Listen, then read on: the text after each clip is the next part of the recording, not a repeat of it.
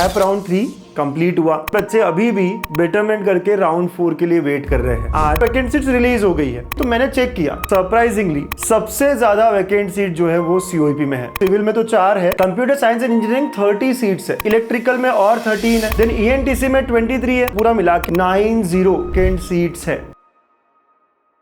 इतने सारे अच्छे अच्छे कमेंट्स आते हैं, पर यार सब्सक्राइब करना भूल जाते हो। कोई नहीं, हम याद दिलाते रहेंगे। So hit that subscribe button and bell icon, because MHTCET बोले तो गणित अंक। हेलो बच्चों, वेलकम टू गणित अंक।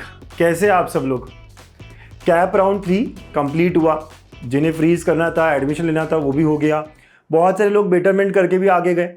अराउंड 60% बच्चे अभी भी बेटरमेंट करके राउंड 4 के लिए वेट कर रहे हैं।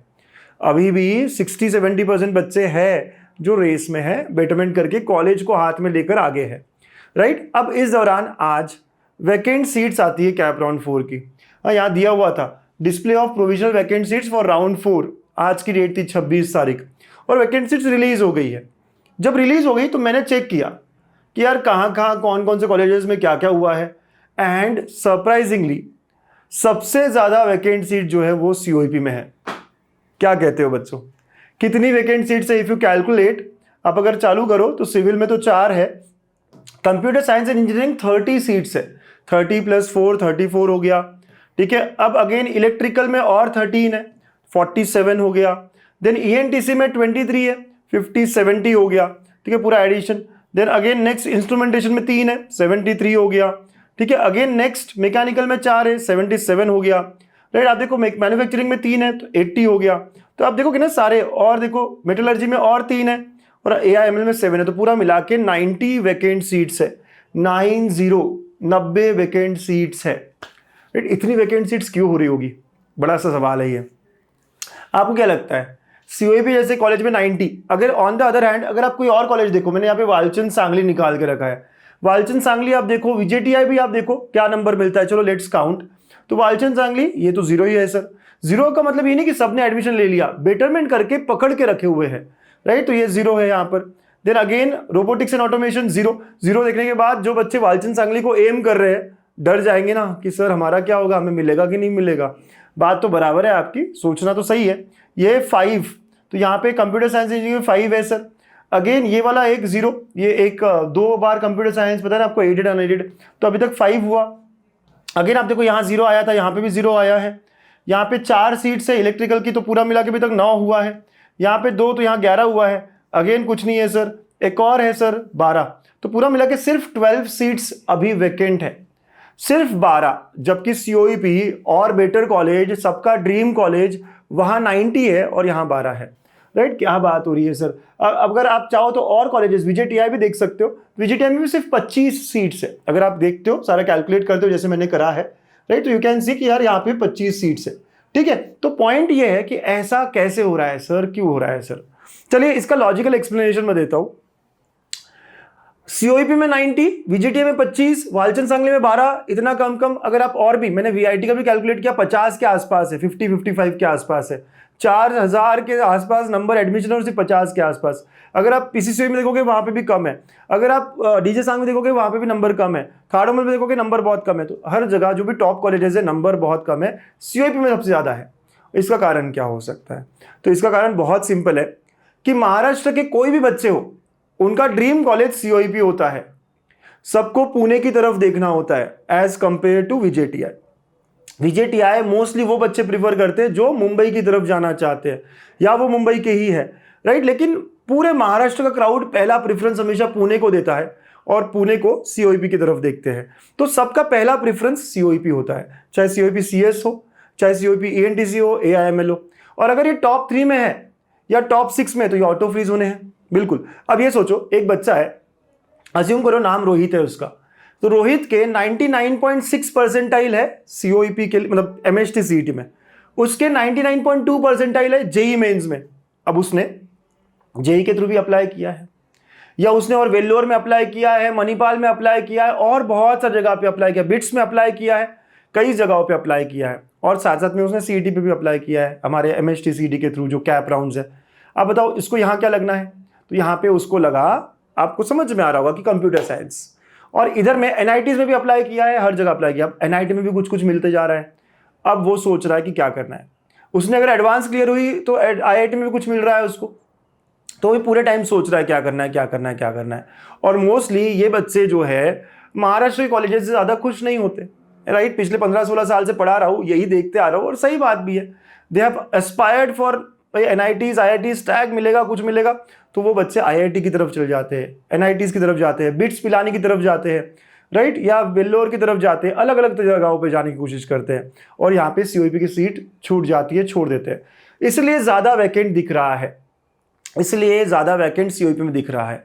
बहुत ही आराम से क्लियर आपको समझ रहा होगा कि बच्चे जो है वो प्रीफर करते हैं कि हमें आईआईटी, एनआईटी, बिट्स कुछ मिला हो, रादर देन महाराष्ट्र के कॉलेजेस और महाराष्ट्र का टॉप कॉलेज। तो उनके लिस्ट में पहला था ऑटो फ्रीज था।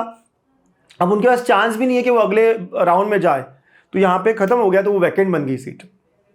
तो इस कारण सीओईपी में सबसे ज़्यादा है, विजेटीआई में भी है और बाकी जगहों में भी है, लेकिन रिलेटिवली लेस नंबर है, राइट। ज़्यादा जो होता है वो इधर ही होगा, हाँ, सीओईपी की तरफ ही होगा। तो are we clear with this? अब नेक्स्ट क्वेश्चन, बहुत सारे कॉलेजेस में 0 वैकेंट सीट दिख रहा है, तो नेक्स्ट राउंड में हमारे कुछ चांसेस है क्या?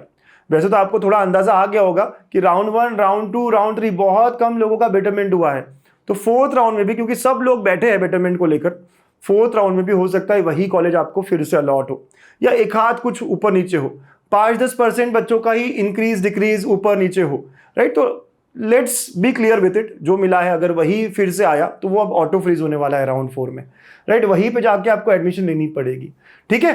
तो आपका 0 भी क्यों ना हो यहाँ वैकेंट सीट्स, आपका काम ये है कि आपको अप्लाई करना है, क्योंकि अंदर के अंदर सीट्स वैकेंट हो सकती है।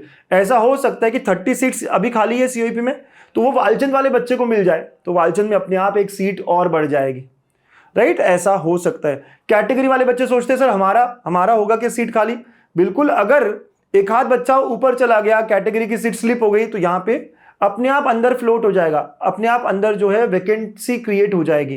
तो आपको ये नहीं समझना कि 0 वैकेंट सीट्स है सर, तो मैं अप्लाई करूँ या नहीं करूँ, बिल्कुल अप्लाई करो।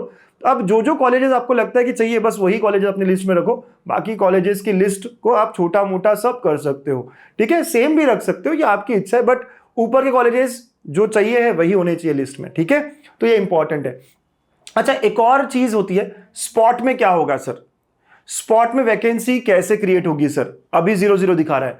राउंड 4 के बाद जितने बच्चे एडमिशन नहीं लेंगे, भाई वालचंद सांगली मिला लेकिन चाहिए ही नहीं मुझको, या पीआईसीटी मिला मुझे चाहिए ही नहीं, मैं एनआईटी या सीओईपी के लिए ही देख रहा था। एक बच्चे का 2 दिन पहले फोन आया था, कॉल पे बात हुई, 99.6 था, सीओईपी मिला था एएनटीसी लेकिन नहीं चाहिए, वो आईआईटी के लिए एस्पायर कर रहा है, रिपीट करेगा। तो ऐसे बच्चे होते हैं। तो जो बच्चे राउंड 4 के बाद एडमिशंस नहीं लेंगे, हाँ, उनकी वैकेंट सीट्स हमें पता चलेगी। आपको पता है ना पूरा अगर आपने शेड्यूल देखा होगा, तो वो वैकेंट सीट्स कब पता चलेगी सर? तो आप देखो यहाँ पर है ना, पूरा शेड्यूल दिया हुआ है। तो राउंड 4 के बाद जो वैकेंट सीट्स है, रिपोर्टिंग ऑफ दिस यहाँ होगी, और इसके बाद वैकेंसी जो है सब पता चलेगी आपको 4 तारीख के बाद। 4 तारीख तक का आपको अलॉटमेंट वगैरह होने वाला है, 4 तारीख के बाद वैकेंसी पता चलेगी।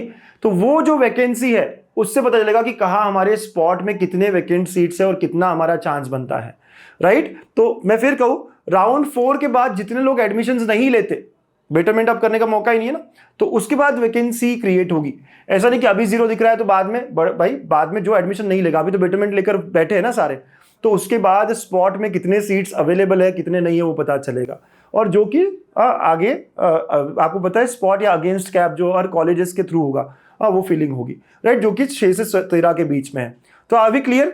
ओके। तो ऐसा मत समझना कि सर 0 है तो मैं अप्लाई करूं या नहीं करूं, या 0 है तो स्पॉट में क्या होगा, स्पॉट में क्रिएट होगी कि नहीं होगी सीट्स। स्पॉट में क्रिएट होना नहीं होना 4th राउंड के ऊपर है। 4th राउंड में कितना लोग क्या करते हैं, एडमिशन लेते हैं या नहीं लेते हैं।